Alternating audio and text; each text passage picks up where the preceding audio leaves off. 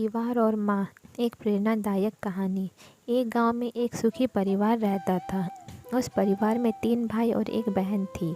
उनके माँ बाप उन चारों से बेहद प्यार करते थे, मगर बीच वाले बेटे से थोड़ा परेशान थे। बड़ा बेटा पढ़ लिख कर डॉक्टर बन गया था और छोटा बेटा भी पढ़ लिख कर इंजीनियर बन गया था, मगर बीच वाला बेटा बिल्कुल गंवार और आवारा किस्म का था।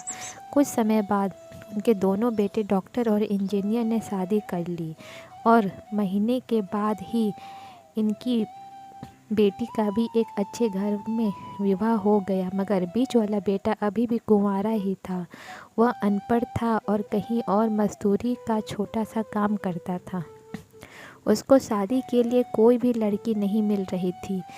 उसके माँ बाप उससे बहुत परेशान हो चुके थे। अब जब भी उसकी बहन अपने मायके आती तो वह अपनी डॉक्टर और इंजीनियर दोनों भाइयों से मिलती थी, मगर बीच वाले भाई से बहुत कम मिलती थी क्योंकि वह उसे ज़्यादा पैसे नहीं दे पाता था, लेकिन फिर भी वह अपनी बहन से बहुत अधिक प्यार करता था। कुछ समय बाद उनके पिताजी के बीच वाले बेटे की बिना शादी किए बिना ही मृत्यु हो गई।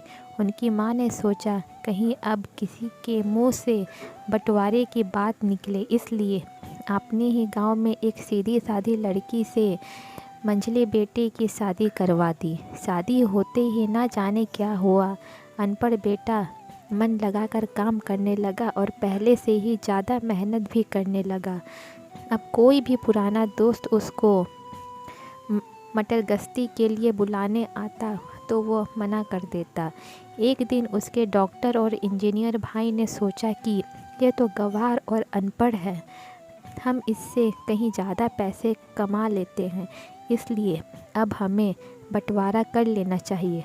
माँ के लाख मना करने के बाद भी दोनों बेटों ने बंटवारे की तारीख तय कर दी और उन्होंने अपनी बहन को भी बुला लिया। तभी उनका गंवार भाई कहता है कि तुम लोग बंटवारा कर लो, मुझे जो बचे वो दे देना या ना देना, मैं शाम को आकर अंगूठा लगा दूंगा। तभी उसकी बहन कहती है, अरे बेवकूफ़, तू तो हमेशा बेवकूफ़ ही रहेगा, ज़मीन का हिस्सा तो आमने सामने बैठकर होता है। और उसकी माँ भी उसे काम पर जाने से रोकती है। उसी वक्त वकील भी वहाँ आ जाता है और कहता है कि आपका सारा हिस्सा मिलकर 10 बीघा ज़मीन और एक मकान है। अब यह बताओ किसको कितना हिस्सा देना है, मैं उसी हिसाब से कागज़ बनवा दूंगा। तब गंवार भाई कहता है, वकील साहब 5-5 बीघा ज़मीन हमारे दोनों भाइयों के नाम लिख दो और यह हमारा घर है, मेरी प्यारी बहन के नाम कर दो। तब दोनों भाई पूछते हैं कि तू अपने हिस्से में क्या लेगा। गंवार भाई कहता है कि मेरे हिस्से में मेरी प्यारी माँ है। वह अपनी पत्नी की तरह मुस्कुराते हुए कहता है, क्यों, क्या मैंने गलत कहा? उस गंवार और अनपढ़ की पत्नी अपनी सास से लिपट कर कहती है, माँ से बड़ी वसीयत क्या होगी मेरे लिए। उसी वक्त उसका गंवार पति भी अपनी माँ से लिपट जाता है और गंवार बेटे और बहू के जमीन जायदाद के बंटवारे को एक संकटाए अपने गंवार भाई के गले लगकर लिपट कर रोते हुए कहती है कि माफ़ कर दो भैया, मैं आपको सम्मान नहीं दे सकी। तभी उसका भाई कहता है, मेरी प्यारी बहन, इस घर में जितना अधिकार हमारा है उतना ही तुम्हारा भी है। और रही बात बंटवारे की, तो बंटवारा नहीं करने से जीवन खत्म तो नहीं हो जाएगा, क्योंकि करते हैं हम बंटवारा, क्या हम एक साथ मिलकर नहीं रह सकते?